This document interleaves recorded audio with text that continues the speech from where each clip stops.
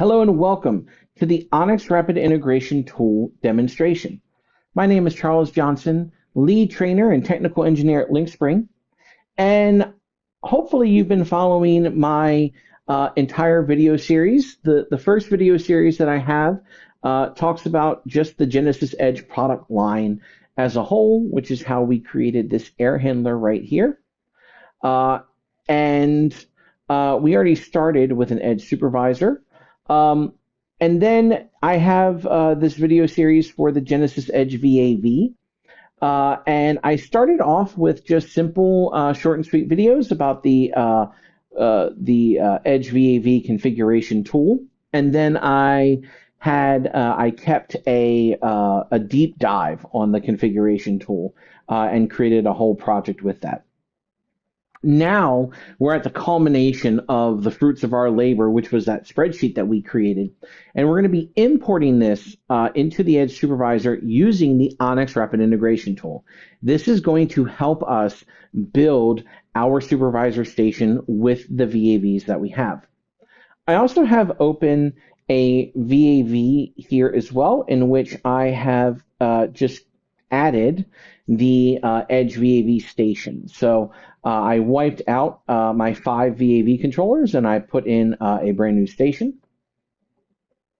This Edge station resides on a supervisor PC, which I copied the station over and have started a little bit of integration, again, because of the Edge product line video series that I did. I already have an air handler in here.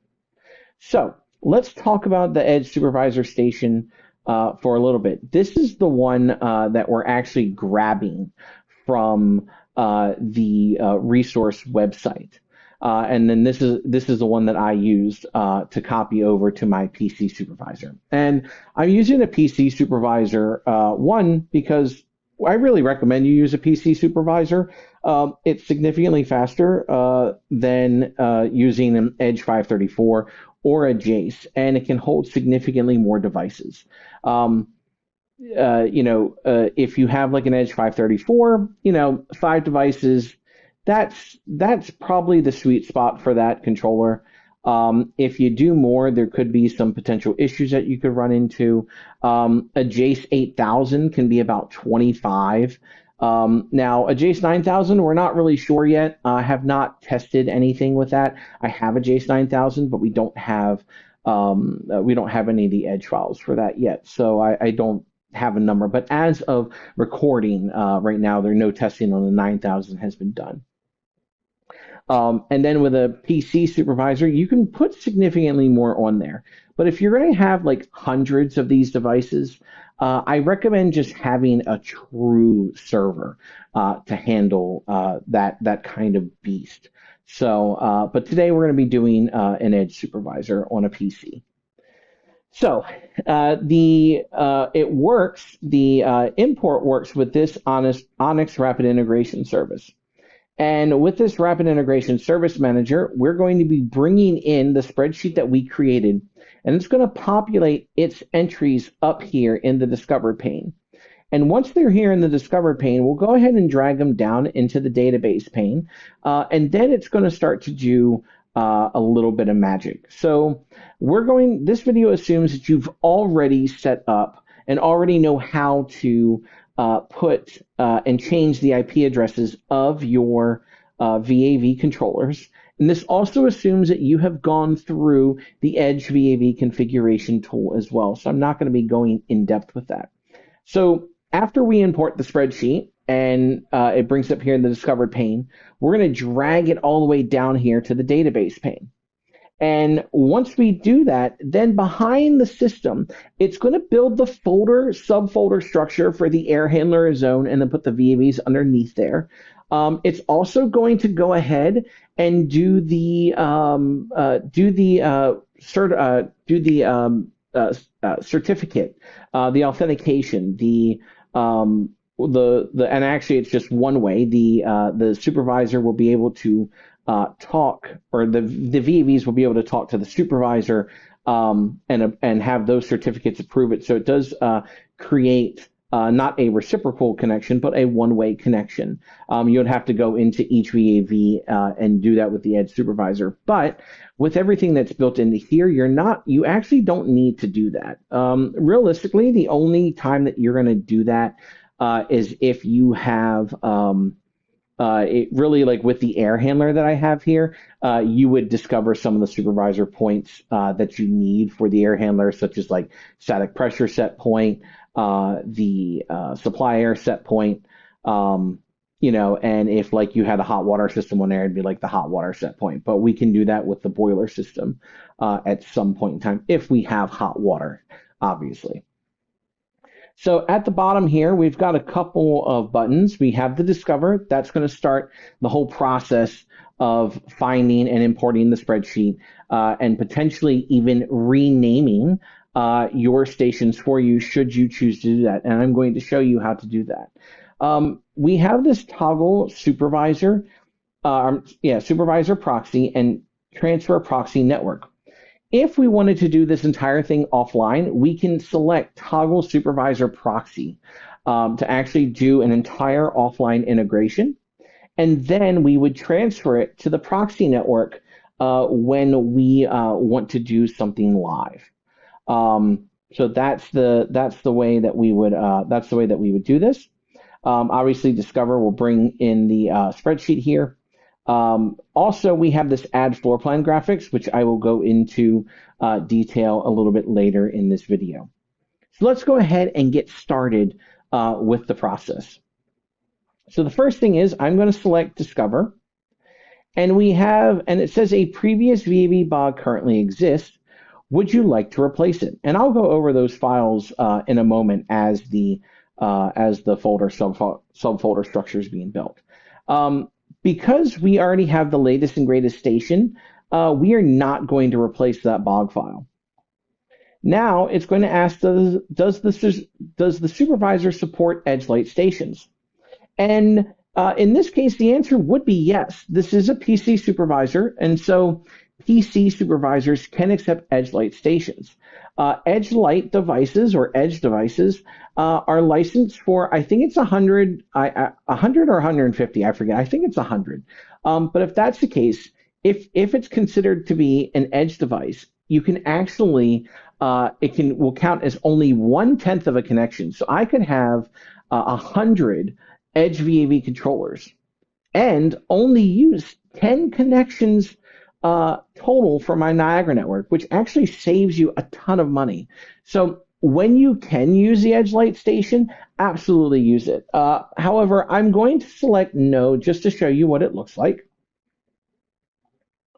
And now it brings up a file chooser. Well, it didn't ask us what file we're looking for. However, if you look at the files of type, it's looking for the Excel file, the .xlsx file. So this means that now we're looking for our configuration spreadsheet that we created. And we're going to find that under the C drive, your JENEsys directory, your Edge VAV configuration tool, under projects, the project folder, and that's where the spreadsheet resides. Now, if this is another supervisor that you have that doesn't have the Edge configuration tool, it's wherever you put that spreadsheet. And now we're going to select Open, and now we're going to type in the credentials. I have the default credentials for everything, which is admin1 and admin12345 with a capital A. Obviously, in the real world, you don't want to keep that. Whatever your password authentication that you have, or your company standard, absolutely use. So it's going to ask us for the station credential because this is part of the process for a Niagara network connection to authenticate and approve the certificate. Now it's going to ask for the supervisor credential, and that's going to be admin1 and admin12345. And now it's going to ask us, do we want to rename the spreadsheet, rename stations according to the spreadsheet? Now, some of you, when you configure your VAV boxes, you may go into each one of them right away. And as you're changing the IP address, you may change the VAV station already. So some of you are going to select no. However, I typically don't do that. So I'm going to select yes here. And what this does is that it's going to ask for the platform credentials, and it's actually going to go to the station copier of that platform, and then do the rename job and rename the station there, and then reboot the controller. So I'm going to select yes. And now I'm going to put in those credentials. And again, admin1, admin1, 2, 3, 4, 5. Now, I will say here that you please be mindful of how you type this in. This does not have any error checking as far as capital or incorrect passwords and whatnot. So just be mindful that if this fails and it says like authentication failed, more than likely you just didn't put in the credentials properly. So you can just redo the whole thing if you'd like. And I'm going to select OK. So now it has brought in that spreadsheet, which is under my file space here, and it creates this via VAV XLSX. And you'll see here that we have 1, 2, 3 folders here that came from the start. I added this images one for some floor plans that I want to add later. Then we have 3 BOG files. We have the AHU logic BOG, and we have the zone logic BOG, and the VAV BOG. The VAV BOG is actually the most important one. It actually is what allows this Onyxx rapid integration to happen. If it didn't, we would have to discover all these VAVs manually, and then discover all the points manually, etc. And that's not really a fun process. The AHU logic BOG and the zone logic BOG actually contain logic folders that we are going to be applying for our supervisor level links that we have. Okay, so now it adds all the configuration entries that we have here. We can see our minimum flow, maximum flow, occupied flows, etc. Anything that we did from the spreadsheet prior, this is what we're going to have. And some things that were blank, such as RTU IP address, it gave 127.0.0.1, so effectively a quote-unquote local host address. We also did not have the MAC address of our controllers, so it is now filled out with all Fs currently. The host ID was left blank. There's nothing that comes there. If we didn't have a subnet mask, it would come up as 255.255.255.0. But everything else, I believe, has just stayed the same, which I think is correct. Okay, now that I've discovered the VAV controllers, or I've discovered the spreadsheet, I'm going to take all of my entries and multi-select them. And to multi-select, I click the first entry, hold select, and then click on the last entry to highlight them all. And I'm just going to drag them all in to my database pane. And here, this gives us one last time to go ahead and look at the VAVs that we have, to check any of the input and output settings and any flow settings that we may have to make here. Right now, everything is good. I truly believe that. I think I'm happy with what I have. So I'm going to select OK. And now, as I select OK, almost instantaneously, we saw this folder here. What this job is actually doing is that it is going to go ahead and load the entry for this configuration here. It's going to load the BOG file, which is from the VAV BOG. It's then going to input the station credentials. It's going to build the folder, subfolder structure, so the air handler and then zone, and put the VAV underneath there. It's then going to approve the certificates locally here. We can see local cert approved. And then what's going to happen is that it's going to send in a job to rename the VAVs. So right off the bat, that is how quickly I got those entries in here. Now, because I sent the order to rename these VAVs, they're going to be offline currently. So if I go to my station manager, I can actually hear all my actuators starting to move in the background. And that's just because when you rename a station, doing the station copier at the platform administration level, it actually reboots the controller. or reboots the station. So if I go to the station manager here, we see that everything currently shows a certificate error. However, if I were to actually click ping, these should come up as connection refused. And you can see here that it's quickly coming up as connection refused, which means that it tells me that, hey, it has approved the certificate and that part worked. But right now it just can't connect to it. And the reason why it can't connect to it is strictly because of the fact that now my controllers are rebooting. And so when the controllers finish rebooting, I will go ahead and show you in the platform platform administration, or the application director. You'll see that the VAV has actually changed. So I'm going to go ahead and pause the video right here and give it about 5 minutes or so for these controllers to reboot. And so I will be back very shortly. Okay. We are back now, and as you can see, my controllers on my first floor and my second floor are now all communicating. Now, after the Onyxx Rapid Integration has been completed, now we need to go and configure the UIs. The reason why we need to do this is that in the current state, the Edge VAV analog output data and the digital output data get sent down and saved to the controller, but currently the UIs do not. So I'm going to go ahead and right click on a controller here. I'm going to go to VAV1 and I'm going to go to views. And we have two other views here, engineer view and user view, which I'm going to go over. However, I'm going to go to my VAV points first. So the first thing that you're going to notice is that this contains all the configuration data for the VAV itself. We see that we have all of our data here, but we see that we have a mismatch.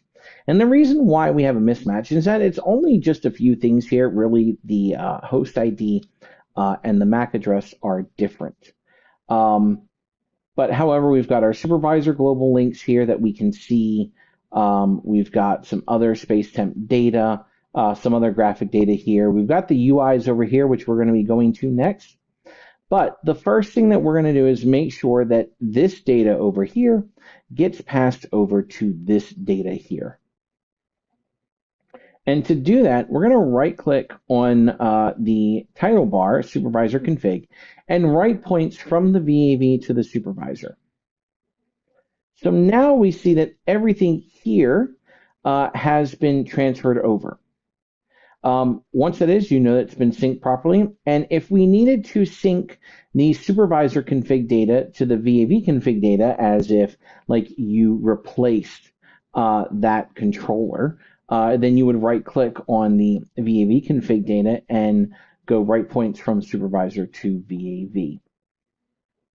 But now that we're in this particular thing, we can see that we have here a couple points, space temperature, discharge air temp, and this one here is the space temperature, even though it should be actuator feedback. We're going to go and now change those UIs over here, roughly in the top middle of this PX. So to change the UIs, we just right click on the UI config and go to set. And in this case here, we're going to do space temp type. We're going to keep it as a space temp type 3. Select OK. The UI config for 2, because this is a cooling only box, I don't need a discharge air sensor. So I'm going to select NA. And then for UI 6, I'm going to set to NA as well. And we can see that UI 3 does not exist here. That's because UI 3 is indeed the actuator feedback. And because it's the actuator feedback, and that is what it's a fixed UI in the controller.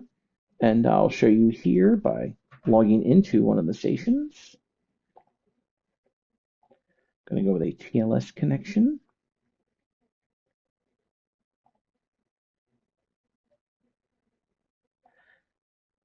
Under the config drivers Onyxx network, the Onyxx device, under points, we can see that this UI is the actuator feedback, which is set to UI 3.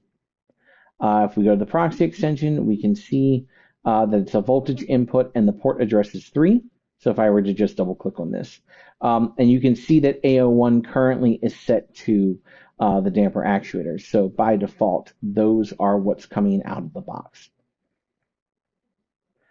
Okay, so back to the VAV points here.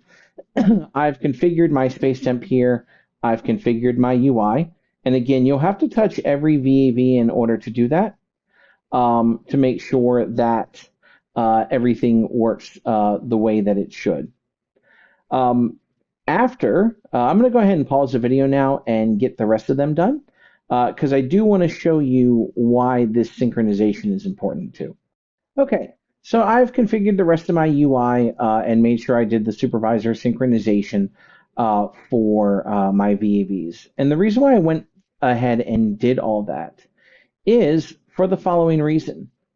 If I go back to now my Onyxx Rapid Integration Service, we can see now that the MAC address and the host ID have now been put in here. So if I wanted to, I now could go here to the this little icon here at the top right of my menu and actually select export. I could then export this into a CSV. And when I do, it'll go ahead and bring up all of my settings that I've had. This allows me to create my quote-unquote as-builts for my project. So now we know what host IDs are which and what what IP addresses as well as the MAC address. So this is great information to show on your control drawings later on. I'm going to go ahead and not save that right now. Okay, so I've now configured the UI. I've now done the Onyxx Rapid Integration. Now we need to do the supervisor level links. And then after that, we will go through the graphics. So to do the supervisor level links, it's actually quite simple. The first thing that we're going to do is we're going to take the AHU logic bog and drag it all the way to our respective air handlers and select OK. This is going to create the AHU logic folder for us. And now we're going to take our zone logic and apply it the same way to our floor, to our zone folders. So it should look like air handler with a zone folder and a AHU logic folder. And then the zone folder should have the VAVs and the zone logic. So the first thing that you'll want to do is that you want to right click on your zone logic and go to AX Wiresheet. Now, prior to station 2.1, this was more of a manual process. However, what we have now here is we are going to take this one shot that says Link VAVs. We're going to right click, go to Actions, and go to Link VAVs. What this does is that this immediately creates and starts the queries for these min-max average components. So you can see that all of them now have the VAV name, as well as the type of static pressure request that it has.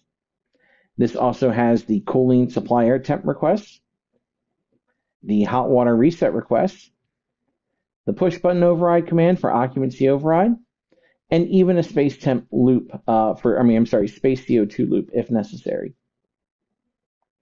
Also, each zone has a zone schedule that we can link to from a master schedule or use this specific schedule itself. It also contains an optimized start-stop for warm-up and cool-down, as well as the unoccupied heating and cooling modes.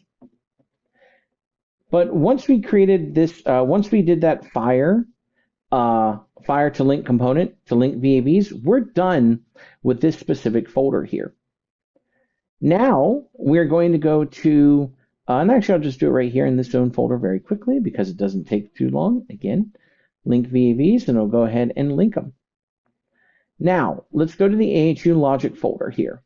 Now I'm not going to go and do all this just yet. Actually, I probably will. I'm going to go to the AX wire sheet or my AHU logic. So we can see here that it contains a bunch of notes on what to link from and what to link to. So what we need to get from the air handler is the fan status, the static pressure set point, the discharge air temp, the discharge air temp set point, and the outdoor air temperature. Now, this may be from your rooftop unit or air handler. This may be from your hot water or chill water plant. Wherever this is where you're going to find it. Then we need to send down the static set point, the discharge air set point, the hot water set point to our hot water system, and the AHU mode, if applicable. So because I have this here in my Niagara network, it's easy to discover the points and bring them in. But what if I had a BACnet network instead? Well, I'd have a BACnet network here. And as a matter of fact, maybe I will do another air handler and make it a BACnet one for air handler 2 and link everything that way. Not sure yet, but at least I'm going through the demonstration of what you need. So I'll go ahead in my air handler, and you'll see that I've already brought out some points here to do. So I just hit discover, and I found all these points here in my points container in my air handler that I created in a previous video. Now these sensors are in fault because there's nothing hooked up to them. So I'm going to go ahead right now and link those points. Go ahead and back to my zone logic here, or AHU logic, right click, AX wire sheet. Going to go ahead up here to the top. And I'm just going to link fan status, link from, or link mark, and then go link from fan status out to the in. We'll do in 10 here. OA temp sensor. Now, if you also had stuff for the hot water valve, this is where you would add that too. So static pressure sensor, link mark, out to in. Supplier set point. We're going to do to the DAT here, out to in. Then supplier static set point, link mark, out to in. And then we will link the static pressure sensor, which we actually already did. We just need to link the supplier temp sensor here. Link mark. We'll do intent. Okay. So again, if we had a hot water status, or if we had a hot water system, we would be linking those in here and linking the hot water set point. I may add one later on, but as of this video, I'm not going to. However, I need to find the static SP, the discharge air SP, and the AHU mode for my air handler. So I'm going to go ahead and log in my air handler, which I already have open. And I'm going to go to the Niagara network, and I already have this Edge Supervisor connected from a previous video. And now I'm going to go ahead and expand my Edge Supervisor. I'm going to double click on my points. And now I'm going to go ahead and select Discover.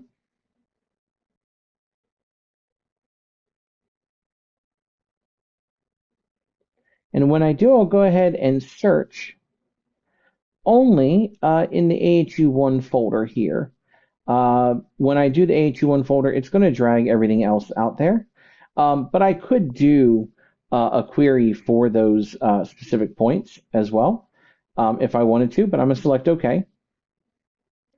So now we're going to go ahead and look for, under the AHU1 should be AHU logic folder. So we'll go ahead and scroll down to that. And now we're going to look for the discharge air set point. We're going to look for the AHU mode is what we need first. And we know that this is actually writable. We're then going to find the discharge air set point and bring that in here. And then we are going to link the static pressure set point. And I believe it just says static SP. So now what we can do is we can go into our Onyxx network here. And if I go to my wire sheet, I can go ahead now and I have these static pressure set points here. Now I could go ahead and create more inputs to show this. And as a matter of fact, I'm going to go ahead and do that right now. So I'm going to go ahead and composite those out. I'm going to take the, I'm not going to take the awk command because I'm going to have to create something separate there, but my supply air temp set point, I'm going to drag input 16 out and the supply air static set point, input 16. And then I'm going to say SA, SP in, and SA, STC, SP in. And I'll go ahead and move these up.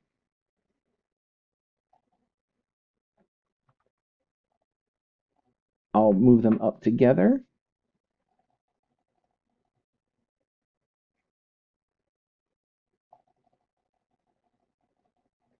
There we go. So now I have two extra things here. So I'm going to go ahead and take my points that I've done here, my discharge air set point, link mark, link from, out to the SASP in, and then I'm going to link my static set point and go out to SASTC SP in. Now I can change these here because I had these as set, but now set no longer applies. I can actually now override them. So I'm going to go ahead and change I'm going to change some composites here as well. So I'm going to now delete these two here, remove them, and now go to my set points. I'm going to bring out the override.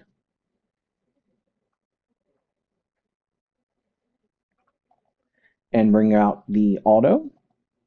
And then same thing here, override and auto. And I'm going to name this override supply air set point.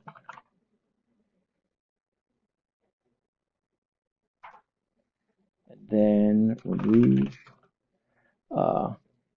supply air, remove override.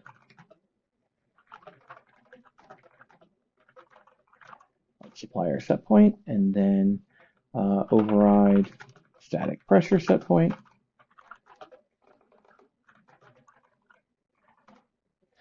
And then remove override static pressure set point.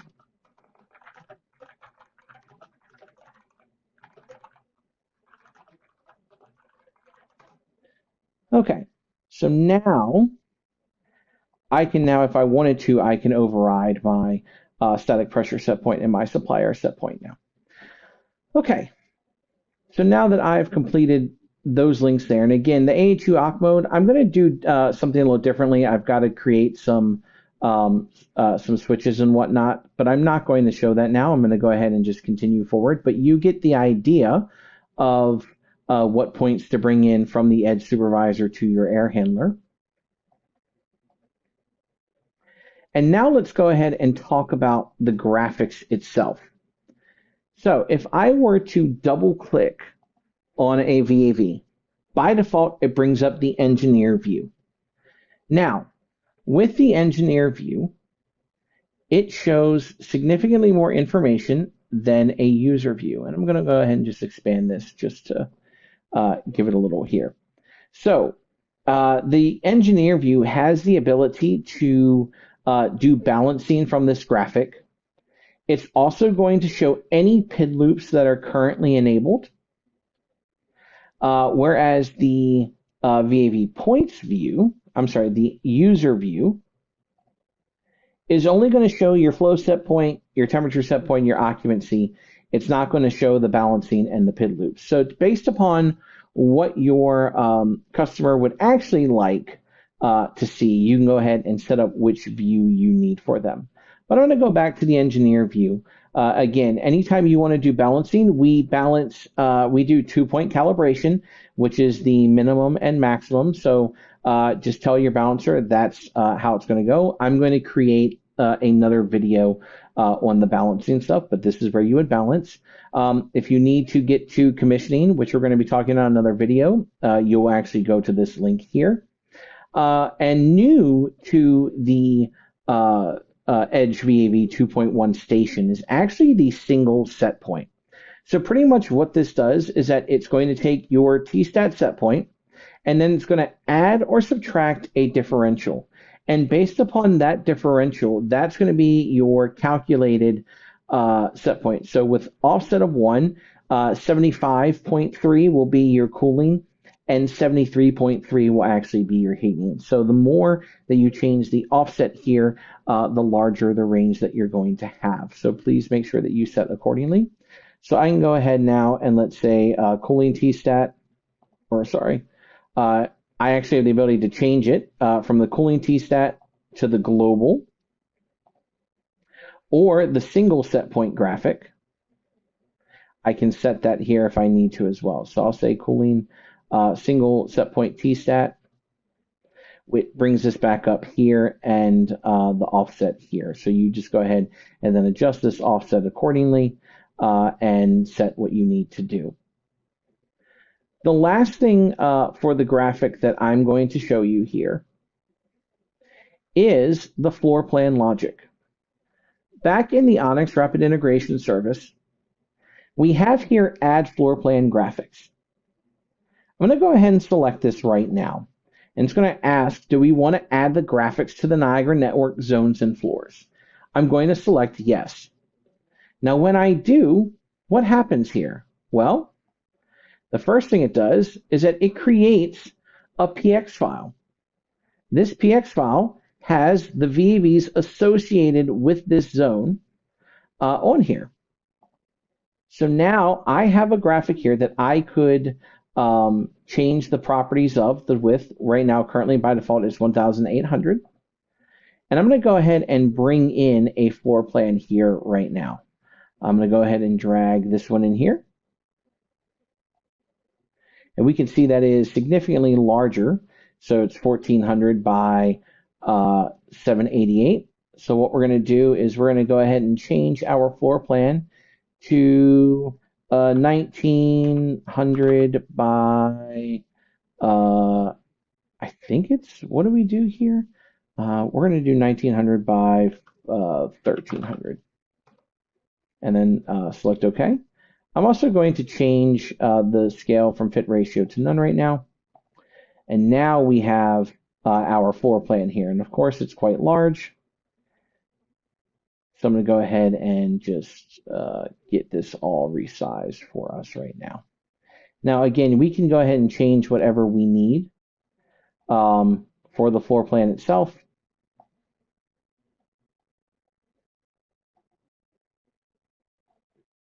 Let's go here. Okay. All right, so this is a fairly large floor plan. So it's 1,400 by 788. So what we're going to do is we're going to say that this is now 1,500. We're going to say still by 1,000. Go ahead and shrink this down a little bit. Okay. Just to make sure we've got it here. Awesome. Okay. So now I just want to make sure that these are that these actually get above here. So I'm going to go ahead and shrink this down a little more. Now, one thing that you'll want to do with floor plan graphics, I always recommend creating a separate layer and making it the background once you have it in the area that you like. So I'm going to go ahead and do that right now. I'm going to create a layer under the PX layers here. I'm going to name it BG, and I'm going to set it to locked. And I'll go ahead and double click this floor plan and make the layer BG. And because I have the ability to go ahead and drag my VAV boxes to where I need without having to worry about moving this. So I'm going to go ahead and drag VAV1, let's say its thermostat's right here. Let's go ahead and get that sent back to the top. And we'll send this to the bottom. We'll go ahead and normal, reorder to bottom. There we go. And now we'll set the BG to locked. Fantastic. Okay. All right. So now we can go ahead and select that. All right. So now I'll go ahead and put VAV2, let's say right here, and VAV3 right here. Okay. So now my floor plan has been added and my VAVs have been linked. So I'm going to just click on here to bring up the engineer view. And again, if you would prefer the user view, you have to go ahead and change that on your own. Again, that's really a preference of what you're looking for. I'm not going to go ahead and I'm not going to link Air Handler 2 stuff, but you can see here that a floor plan has also been created here. So if I wanted to drag another floor plan in here, I could do that. Now, if I click on the air handler, you can see now that a summary page is starting to be created. The more VAVs I add, the more it's going to add to this here. So I can actually then click on the VAV to go to the graphic station here, but it brings up all the space temps, the active set points. It even has thermographs to show whether something is too far from set point in a positive and negative manner. Let's see, I don't think there's anything else for the graphics that I can touch on. So I'm going to go ahead and conclude the video here. Next step, we're going to talk about commissioning. So I hope you have a better understanding of how to operate the Onyxx Rapid Integration tool, as well as applying the graphics to the VAV and the air handler scenario. So have a good one. Thank you very much.